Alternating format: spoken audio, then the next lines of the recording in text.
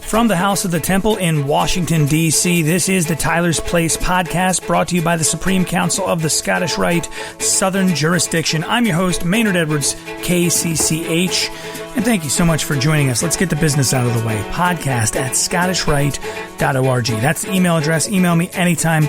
Love hearing from you guys. Also, you can look for me on those Scottish Rite apps. The Scottish Rite app available in your app store right now. It's kind of like a private label Facebook. You can share stories, pictures, and have a lot of fun with your brothers. There's a calendar on there. Also, check out SR Chirp, a whole separate Scottish Rite community. It's like our version of Twitter. You can send messages to guys in your valley or valleys across the southern jurisdiction. That's free and in your app store right now. Also, the Scottish Rite Journal app, one of my favorites, lets you catch up on the Scottish Rite Journal no matter where you are. So you're hanging out at the doctor's office, MVA, you got some time to kill. Go ahead and open that app and read your Scottish Rite Journal free in your app store right now. Working here in the House of the Temple on beautiful 16th Street in Washington, D.C., just a few blocks up from the White House.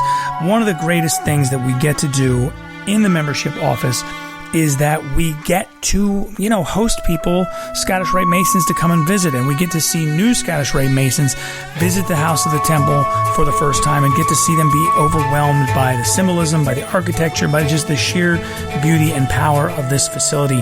And joining me now in the office here, we've got a bunch of brand new Scottish Rite Masons, along with Brother Brad Andrikaitis, who is a Maryland Mason, but not just any Maryland Mason. He is the Junior Grand Warden-elect, just elected a couple of days ago. And Brother Brad, you're hosting these guys. First of all, Brad, congratulations. Thank you. Appreciate that. That just happened a couple days ago. It did. And has the shock worn off that you're going to have one of the big gold aprons? I'm working on making sure I have everything down for when it's time to get there. So Brother Brad is also a 33rd degree Scottish Rite Mason in the Valley of Washington. And today he's at the House of the Temple because he's brought, is this your most recent class? The last couple classes, we weren't able to come the last time, so we've got a couple classes together here.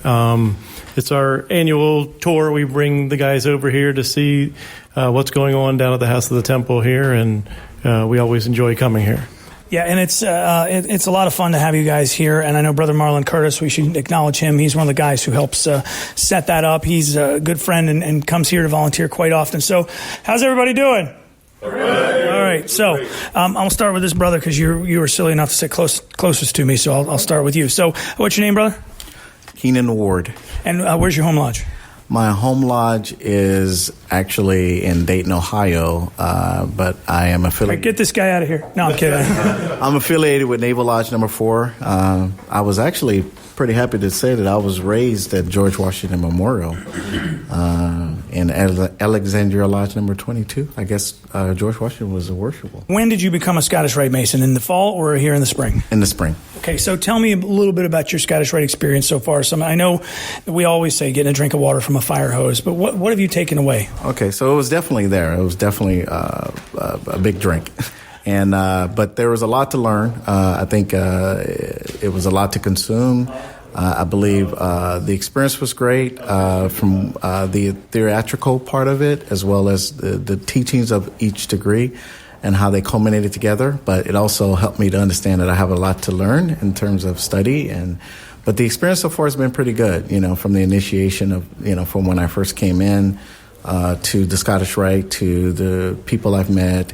And I just think that there's a lot to that it's going to be to see and understand. And I just think it's going to be a great journey. I don't know. So it will absolutely be. Now, you walk in. You've never been to the House of Temple prior to today, have you?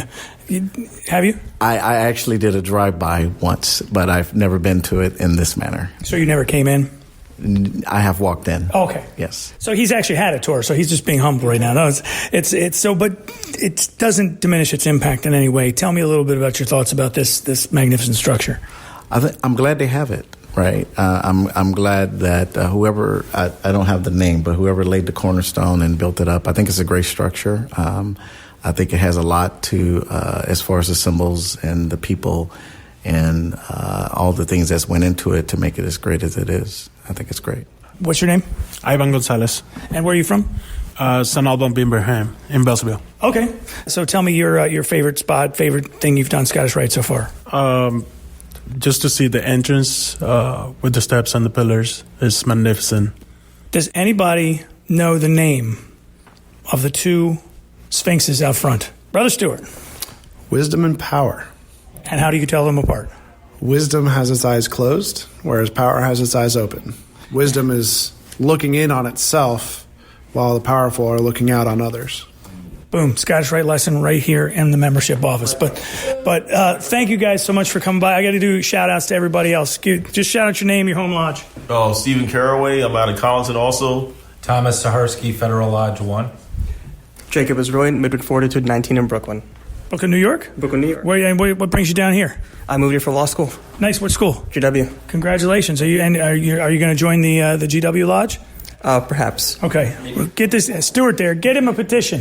Where are you from, brother? Oxon Hill Lodge number 231. And your name? Marcelino Casapaw. Michael Meidler, Potomac 5. All right, the Fighting Potomac 5. Well, you guys, thank you for being a part of the Scottish Rite, and thanks for visiting with us here at the House of the Temple. You know, this is an extraordinary facility, and right now it's undergoing a little bit of repair work on the roof. And last month, we here in the office, and a couple of us that work here, were able to get up on the roof of the House of the Temple while the scaffolding was up, which is a pretty unique thing that we got to do. Is really cool. And in order to be able to share that with you guys, if you look on our Facebook page, you will find several different live videos of a bunch of the office staff, mostly the guys, climbing up on the roof of the House of the Temple. And check it out. It's really a lot of fun to watch. And we're going to find out exactly what repair work is going on and what is happening here at the House of the Temple from Brother Sean Graystone in just a few minutes on the Tyler's Place podcast. But first, let's get into our educational segment. That's what we're all after, is more light in Masonry, and that is what Brother Mark Oldknow, 33rd degree from the Valley of Santa Fe, is going to deliver. Mark, we head into summer, June 2019. Kabbalah in the Kabbalistic traditions and the rabbinical traditions proper, there's an approach that we sum up with an acronym. The acronym is the word PARDES. In English, the transliteration is PARDES. And just like anything in Kabbalah and Hebraic traditions, it's the consonants here that we're interested in. PRDS. Now, the word Pardes comes from an Iranian root word, a Persian root word, meaning enclosure. We've extended that meaning, and in Hebrew as well, to mean something more like an orchard or a garden. It's a paradise, Pardes, and we get the word paradise from it. The four consonants remind us of ways that we can think about anything that has to do with theology and with God and with moral truths and the kinds of things that we might meditate on. Within Genesis, it's literally a place that we wandered around and found, for better or worse, knowledge in. The idea of a garden is traditionally a symbol for a place of knowledge. It's a classroom. Most of us might not think of being in class as being a garden or a paradise, but it's a place that you can wander and you can sample the various truths, you can relate them to each other, you can meditate on them. Now, in the rabbinical tradition, the four consonants, P, R, D, S, remind us of four words or four approaches to knowledge. The first is peshat, and it literally means surface. It's the literal meaning of an idea that we come across, the most surface level, the same exoteric, something that we share with even people who are not Scottish Rite Masons. The next level is summarized by the R consonant, and is in Hebrew is remes, which means hints. Here it means the symbolic, the allegorical value of the teaching. Here we're reminded of parables, a powerful teaching story that indeed that we use in our degrees. Parables are stories.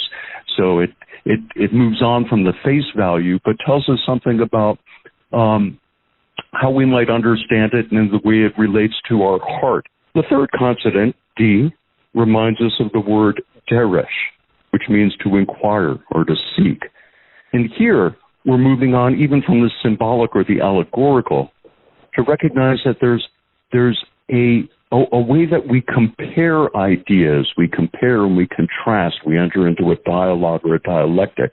Peshet, Remez, Deresh are three, they form the work that you do to earn the right, if you will, to proceed to the fourth level, which is symbolized by the consonant S, Sod, which is Hebrew for a secret or a mystery.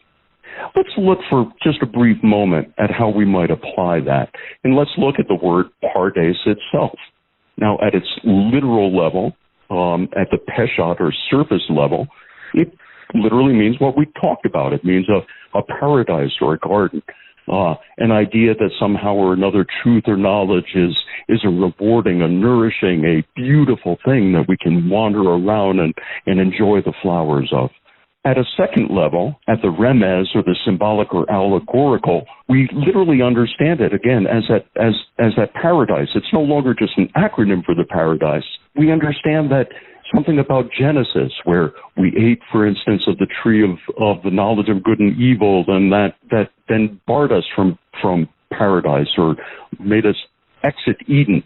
At the Deresh level, we look at the word pardes as a comparative idea. And here we might look back at some of the things that we've spoken about earlier in Kabbalah, about the four levels of the world, and look at how these four ideas of knowledge relate to the four Kabbalistic worlds.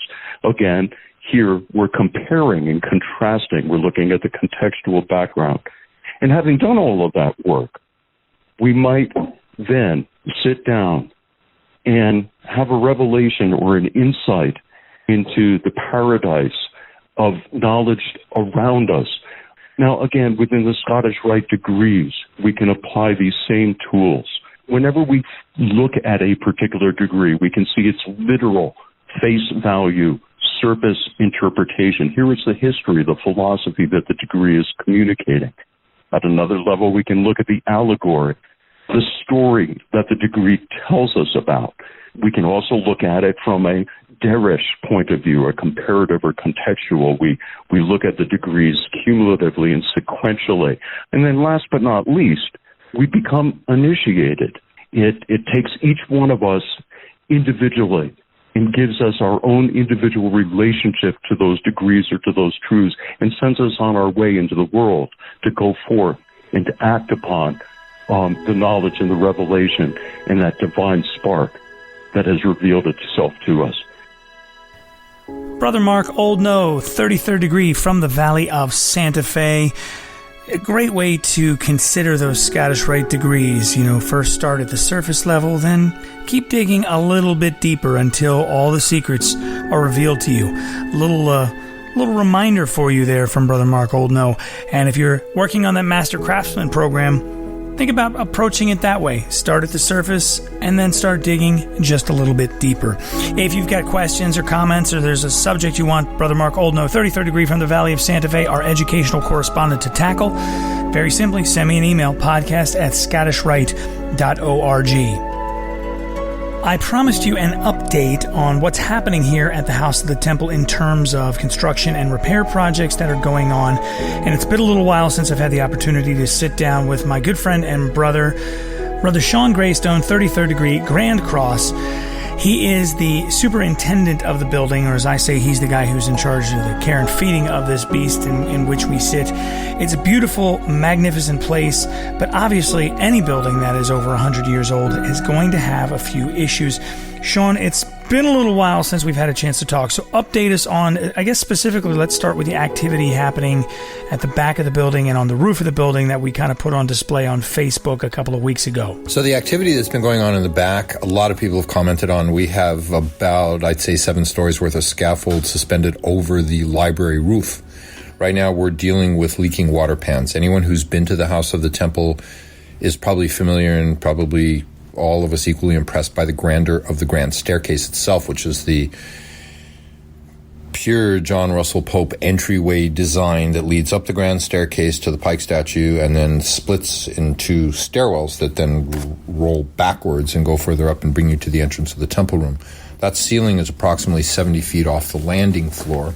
And those of you who are observant and have been visiting the House of the Temple, and I know this because I get the question, which is what's happening with all the cracking plaster that was at the perimeter of that grand staircase roof.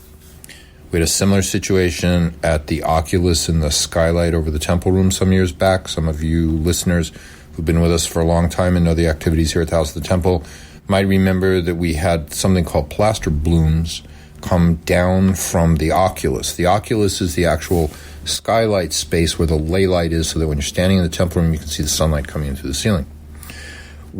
That has a beautiful motif of Scottish Rite influenced Egyptian art adaptations, right, of the winged Horus figure surrounding the skylight itself. Due to a leak some 20 years ago, getting into the plaster, the water on plaster that old destabilizes it, and you get something called a plaster bloom, where the moisture saturates older plaster, the plaster puffs up, loses its chemical integrity, it no longer has the hardness that a plaster of Paris type material would have, and ends up separating itself from the substrate or the mesh wire that holds it up in place. Well, we had chunks come down from the temple room skylight some years ago, and we had chunks come down from the rotunda ceiling, which of course is not only visually not a good situation, but it's also a dangerous situation when we have so many visitors here at the House of the Temple. You can't have plaster falling on people's heads. No, that's to be avoided at all costs. Negative. Right. The root of the problem over the grand staircase was we have a very sophisticated water drainage situation at the highest roofs of the House of the Temple. All of the water that results from rainstorms here at the House of the Temple is channeled into interior piping that brings it down through the interior of the building and then out and piped into the sewer system, so that we don't have the continual staining of the facing stone, the limestone, being continually discolored by pollution, which gets into the water, and then the water streaks it down, so that some of the black and aging that you see on significant historic structures. Which is why the double-headed eagles on the corners of the building, they are not gargoyles. A gargoyle would have water flowing through it. Those are grotesques. A lot of people confuse the two, but if they were grotesques, if they were gargoyles, rather, it would leave those black marks all across the building as the water drained down the side of the building. Right, because in old cathedral building, those were used as scuppers. For those of you who know what a scupper is, which is allows water accumulations at higher roof levels to drain outwards. So that area of what's called the apse roof, because it is it's over the top of the second portion of the bifurcated Wastavino dome that forms that whole roof at that layer. Well, there are two drainage pans that are approximately 4 feet deep and about 100 feet in length that run the perimeter of the rotunda roof. So the water collects on all of the capstones that are over the rotunda, flows down over those, gets caught into a drain pan, and the drain pans then channel the water into pipes, which then go all the way through the 12-story height of the House of the Temple, and, as I noted earlier, evacuated through the sewage and stormwater systems. So it's just like the gutter on your house, only it runs through the building instead of on the outside of the building. And then connects to your sewer system, Gotcha. So you never see the water. Those drain pans are very old. They are actually lead-coated copper. The techniques that were used to lay those comes from cathedral building days. As a matter of fact, the last series of repairs that we did on that, we actually brought in French welders who are used to dealing with materials like lead-coated copper sheeting done over a curve, which is on a rolled rotunda. So you can imagine, if I'm explaining this correctly, the difficulty of cutting the individual pieces of lead-coated copper and then seaming them all together so that you have a continuous and beautiful pattern around the entire exterior edge of the drain pans. The drain pans were leaking phenomenally badly. We have removed them. We found rotted materials. We found pools of standing water. This water was penetrating through the layers of the lead-coated copper, through the waterproofing materials that had been laid on top of the stone, into cracks in the stone, and then penetrating all the way through until they were saturating the plaster, which is visible from the grand staircase entry. So to make a very long story short, we had water penetration at an extremely difficult space to access from the interior, which was causing the plaster to deteriorate and then drop from the ceiling in small basketball-sized balls. Again, hazardous and not acceptable, especially for a space that is so distinctly John Russell Pope as you look at it. As this repair is done, this is work that we would have undertaken in the grand restoration of the House of the Temple work, so we're actually just taking a little bit of work out of sequence to prevent further material water damage to significant and important architectural detail spaces in the interior of the building. The drain pan repairs should last us, we hope, 25 to 50 years, is what we expect. And then as soon as we allow that area to dry out because of the saturation of the plaster materials, we'll then erect a scaffold on the interior of that space, of the grand staircase entrance, go up to 70 feet, and then repair the ceilings completely, and then we'll have to redo the paint, the patternings, and everything else that's up on that ceiling. You know, this is not a cheap endeavor. No, it's not a cheap endeavor, and that was my point here. The House of the Temple, although it houses offices, is not simply an office building. It's one of the most significant historic structures in the contiguous United States, in this portion of the Northern Hemisphere. When I was originally brought on board, one of the goals given to me by the then Executive Director, Gene Sizemore, and the Grand Commander, Ronald Seal, was, when we finish this project, we don't want to worry about this building for a minimum of 50 years. We are also stewards and custodians, because, Maynard, you and I don't own this building. Every Scottish Rite brother of the southern jurisdiction within the United States, and any Mason within listening distance of this broadcast, understand that the building belongs to them, and we are simply stewards. We have been entrusted with its care for the time being. It was passed on to us, and it is our job to see to it that it's passed on to the next generation of Scottish Rite Masons and Masons all over the world. So, you know, we need to do it right. And if we want to fulfill our obligations, we can't pass these items on in the condition in which we receive them. It is actually incumbent upon us to hand off to the next generation something improved. And so therefore, an enormous amount of time and consideration has been put into all of these situations by the restoration of the temple team, because what we're looking for here is not the cheapest price. What we're looking for here is not the most expensive price. What we're looking for here is the best value for the dollar that we can apply to each challenge that we have here in the building, figure out the cleanest pathway through it in such manner that the dollars that we spend, we're getting the biggest bang for our dollar that we can possibly get in longevity, duration, sustainability, responsibility, and everything else. And so none of us on this team take any of these considerations lightly, and we spend an enormous amount of time weighing what is the cleanest, best path forward for the people for whom we hold this building in charge. It goes back to our basic Masonic teaching. One of the most basic teachings is every undertaking should have wisdom, strength, and beauty. Those things are labeled as equals. It's not wisdom, strength, or beauty. And I know you would share this opinion that it shoots us in the foot. This building is so beautiful naturally that people look at it and go, what do you need money for? This place is perfect. And it looks that way from a distance, but a closer examination reveals that there are things that need to be repaired, and sooner rather than later. I'm glad you brought that point up. I hear this question all the time. People come in the atrium and go, this is so beautiful. What do you need this large amount of money for?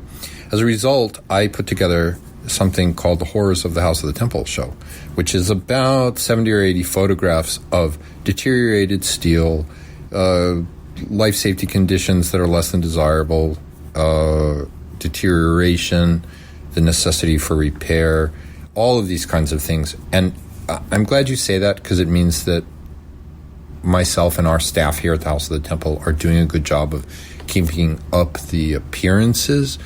But I'll just remind everyone here of what the reports written some years back stated, which is the building is substantially unchanged since its erection and completion in substantial completion in 1915. There's been very little work done to it.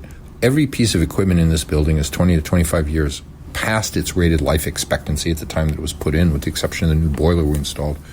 And especially with this, as you and I both know really well, we're standing on a national treasure, valued far beyond its use as the headquarters of the southern jurisdiction of Scottish Rite Freemasonry for the United States.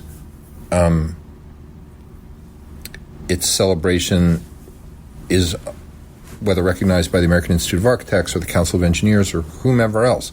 This is a significant historic structure. We are one of the major draws architecturally in the city of Washington, D.C., a city famous for the quality and magnificence of, the federal buildings that surround us.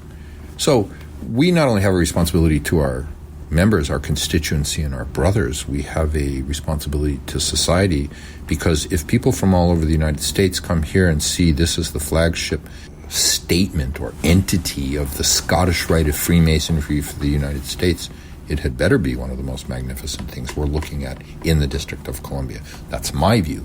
But again, and that's, I believe, the view of the people who take their stewardship of this seriously.